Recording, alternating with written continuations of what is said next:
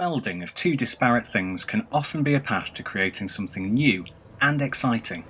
That idea is built into the very fabric of Disintegration, pulling together the contrasting worlds of first-person shooting and real-time strategy. V1 Interactive, a team made up of former Halo and SOCOM devs, have put together a sci-fi offering that draws on their divergent experience while crafting something that feels genuinely unique.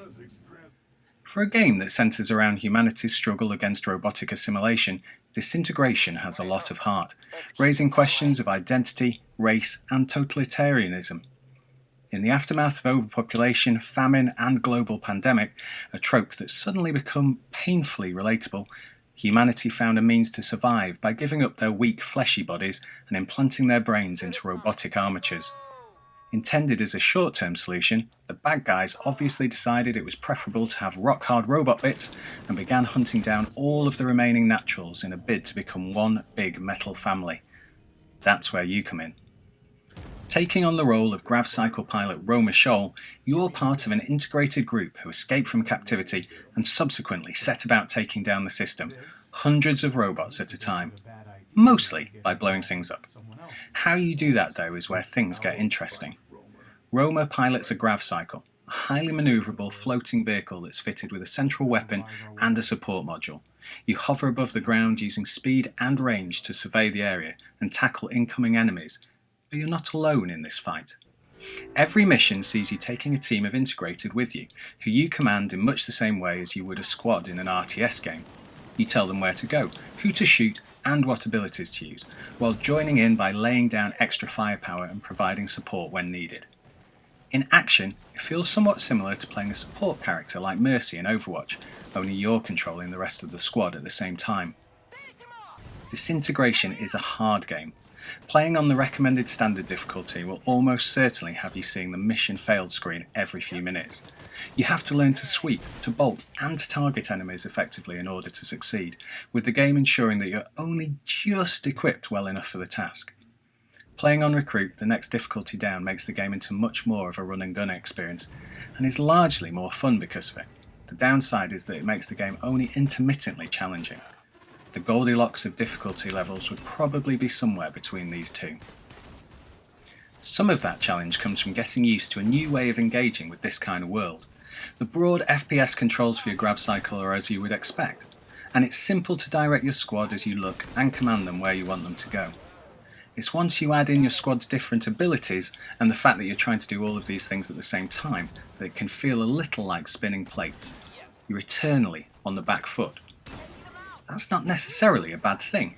Disintegration takes some patience and time to get into, but the further you get in the campaign and the more multiplayer rounds you play, the more it seeps into your consciousness. I can well imagine that a lot of people will simply bounce off it.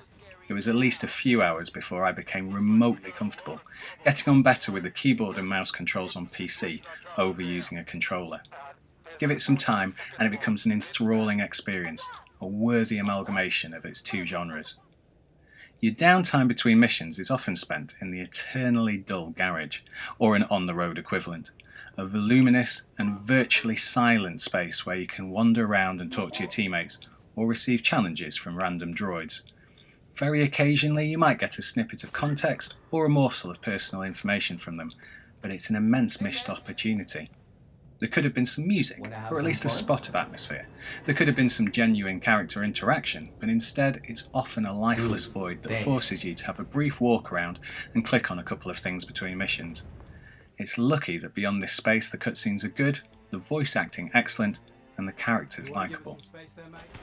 Alongside the campaign, Disintegration has a full multiplayer mode, which in this day and age where single-player narrative and multiplayer are increasingly kept apart, is remarkably refreshing.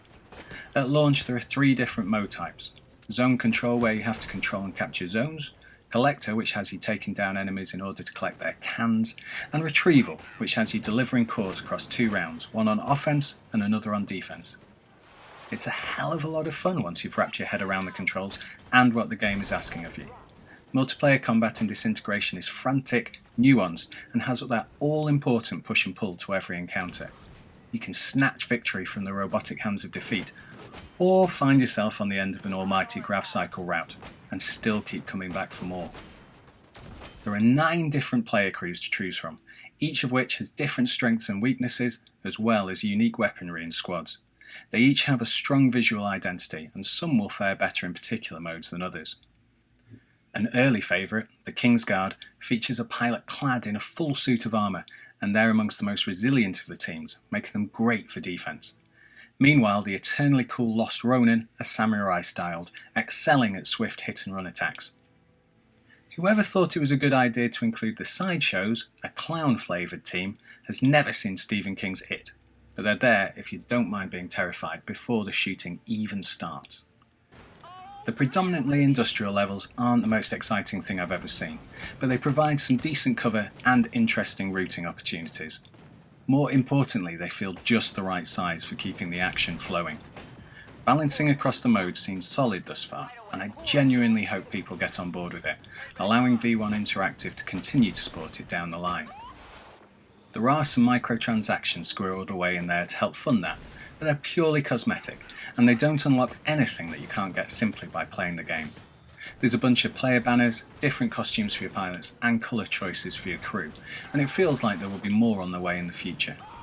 The only real downside is that you're often not going to be close enough to an enemy to genuinely appreciate each other's choices, but everything definitely looks cool in the menus. Disintegration is a game of and about duality. It manages to feel like a throwback, while its fresh genre melding brings it straight into the present. It's an occasionally lifeless, mechanically sound construct, but everything about it has heart. It's a AA game, the likes of which we don't see anymore, and it's one of the most unique and consistently enjoyable sci-fi shooters of recent years.